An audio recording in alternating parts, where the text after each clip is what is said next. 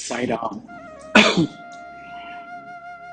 नासे रोग हरे सब पीरा, जपत निरंतर हनुमत बीरा. We heard the Sundar's version of this. O Hanuman, all diseases and all kinds of pain get eradicated when one recites or chants your name incessantly, nirantara, without any stoppage or without any interruption. Human suffering, roga, is experienced at various levels: physical, emotional, mental.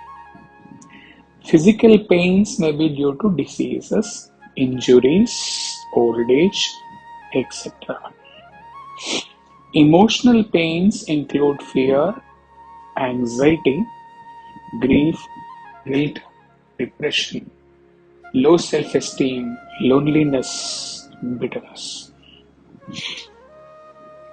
The spiritual aspirant is cautioned to be wary of what are regarded as the Shadripu, 6 enemies in spiritual life. They are Kama, a desire to do all things of this sensory world;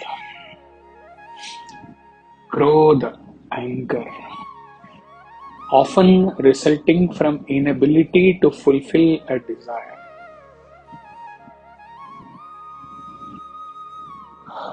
Lobha, greed, not wanting to share the joy or objects of joy that brought about fulfillment of a desire to one; Moha, delusion, seeing life incorrectly, inability to distinguish between the real and the unreal;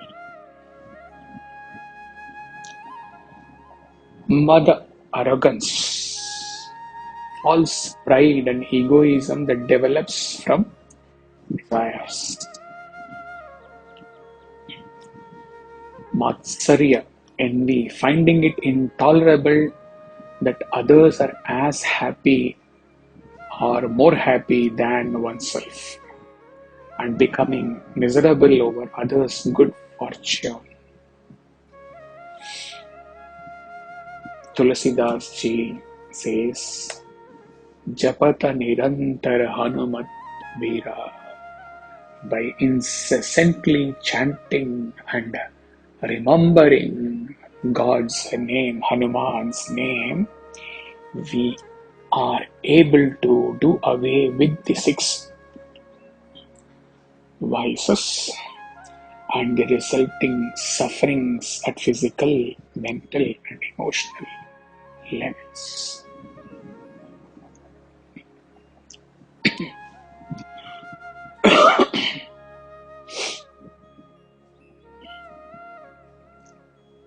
Disease, fear disorder,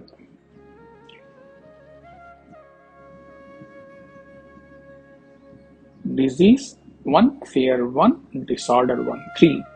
These 3 makes life horrible. That is why we need to get rid of all these 3. Freedom from disease is physical liberation. Freedom from fear and disorder is a symptom of mental liberation. Just as physical health is necessary, mental health is also necessary. In unfavorable circumstances, one should not be dismissed and dejected. Bhakti means offering a few flowers to God. If we mean that, it is not enough. Singing a stotra does not fulfill devotion.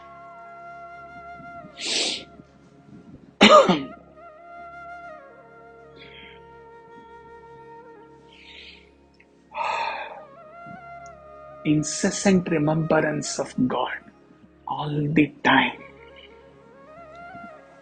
is what is prescribed by Goswami Tulsidas Ji.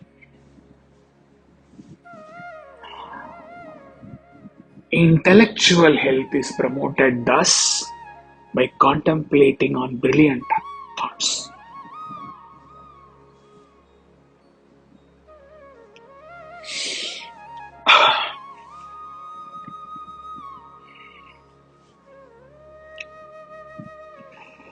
Tulsidas Ji is trying to explain to us the importance of japa, chanting through this jopai. Chanting is the most important thing. Meaning of japa is calling. In the same way, to contemplate also means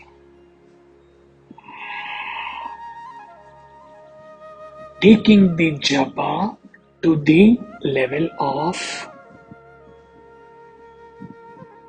inward introspection, inward contemplation, beyond the mere ritual chanting of japa.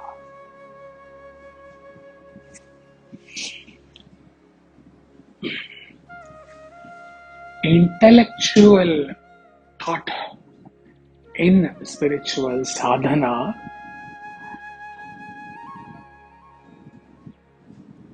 aims at answers to two questions.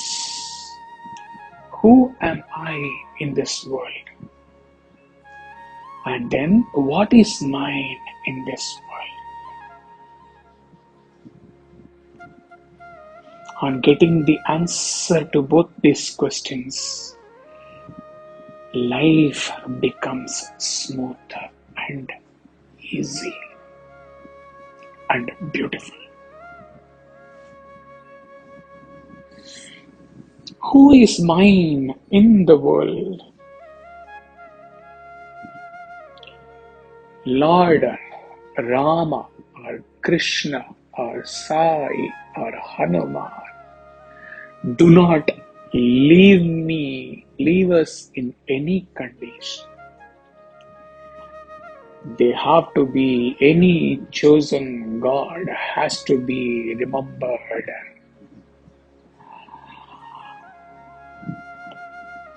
If it was Tulsidas Ji had just meant japa in a ritualistic manner, which has a start time and an end time, he would not have suffixed japata with nirantara.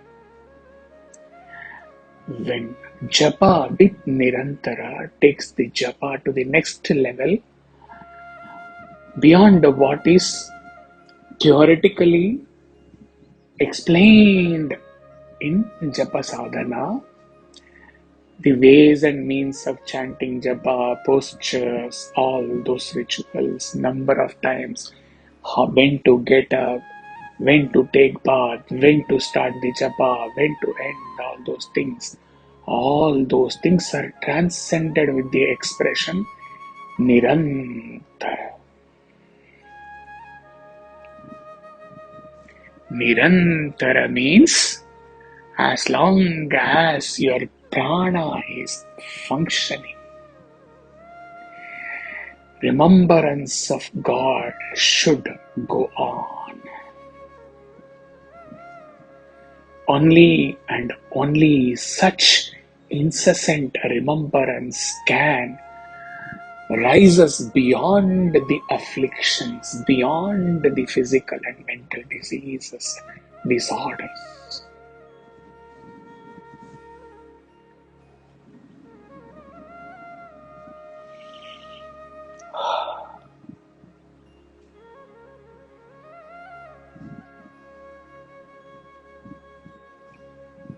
Chanting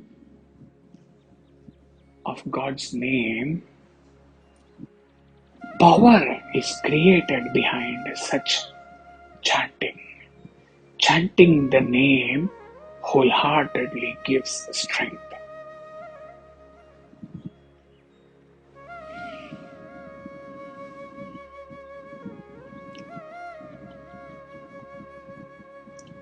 If there is chanting of the goal, God being the goal, only purpose in life, then there is value in chanting Lord's name.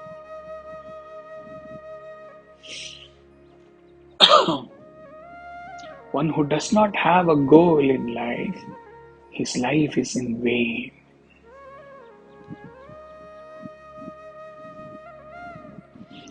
One can cross the ocean while sitting in a boat without getting the feet wet.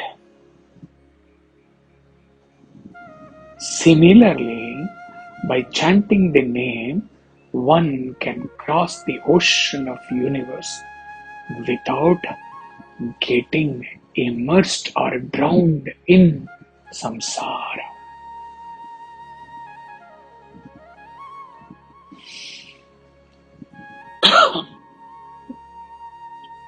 There is both this Jiva and Shiva in us. There is a veil of disorder between them. This veil of disorder should be removed.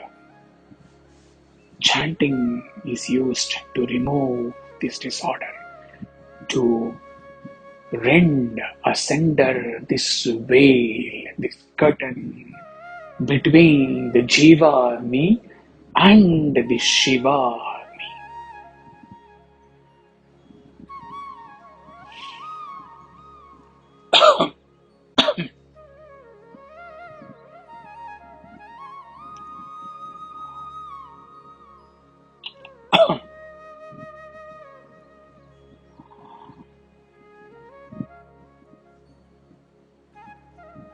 Until the vices do not control our heart, they do not even know about them.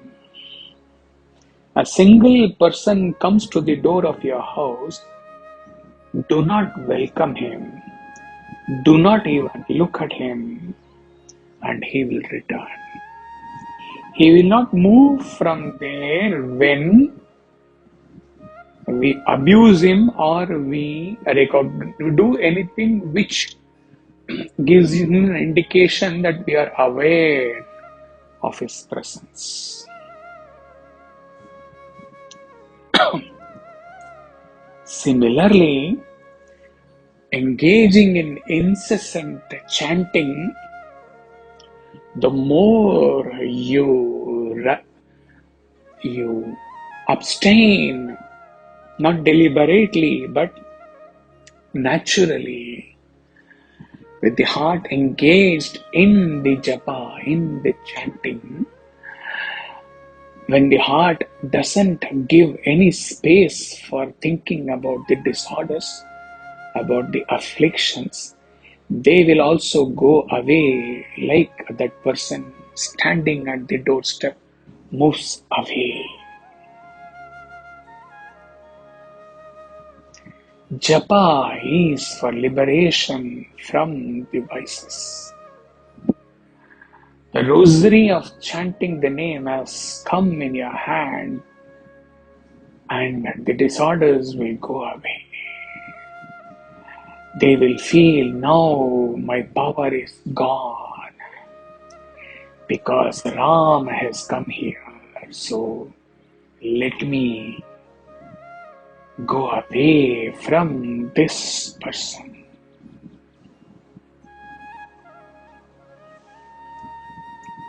There is an article in Deccan Herald where one Terry Kennedy writes on what Swami says about prayer or japa, whatever you call. In the context of Nasi Rog,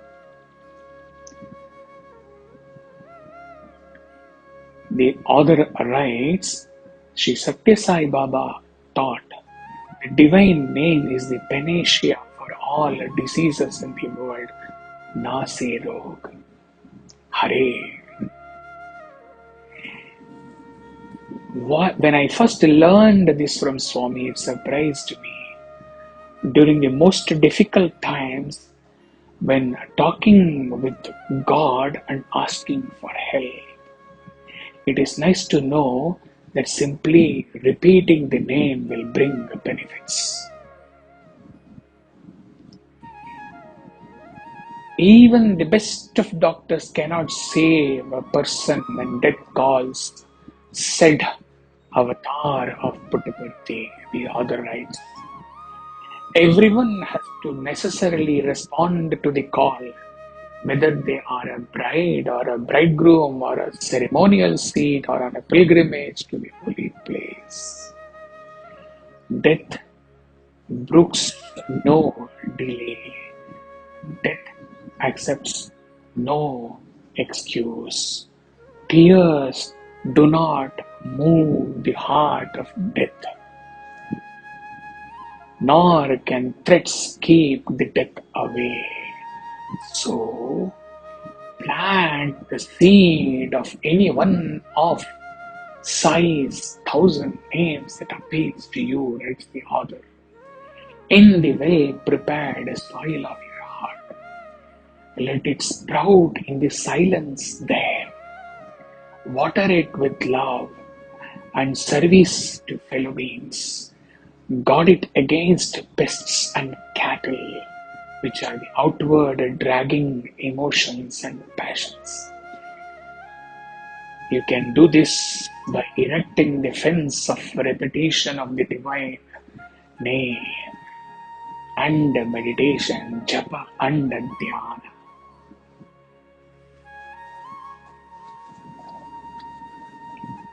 The author says, early in my spiritual practices, I started to repeat the name of the God of my understanding, Baba, Baba.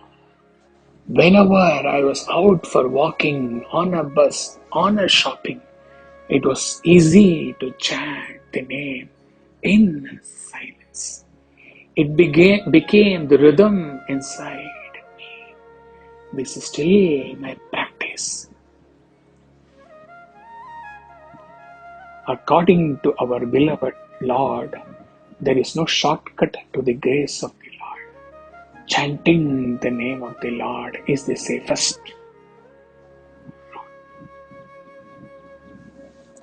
Baba said, really, if only you have this faith in the name, you need not struggle to secure the chance to detail to me your desires and wants.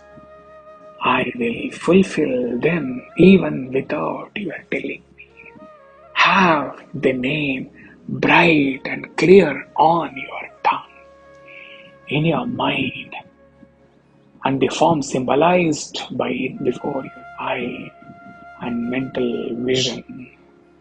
Nothing can harm you. Dear brothers and sisters, let us go a step forward to this chanting japa, and let us give more emphasis to Nirantara. Nirantara. To begin with, and maybe for a long time, the literal chanting of japa or chanting of Lord's name in whisper or in silence may be required, but then we have to evolve. How that evolvement can take place? Going beyond the routine ritual chanting and getting immersed in the Lord.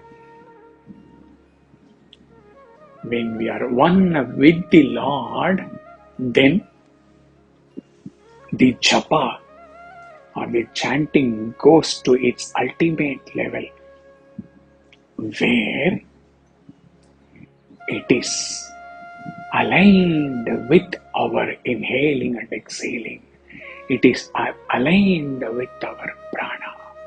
It is aligned with our very existence. Routine chanting goes away. There is no difference now between the one who chants and the name of the one which is chanted. You merge with the one whom you sought.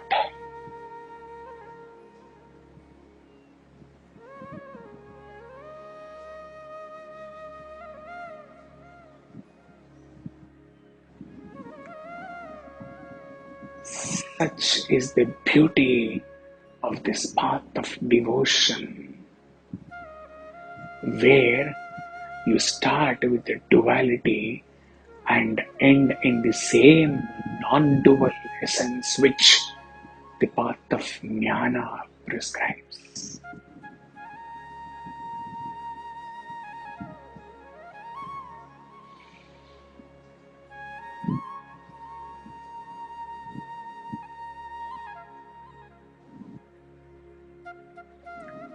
जय बोलो बजरंग बली की जय. जय बोलो भगवान श्री सत्य साई बाबा जी की जय. साई राम.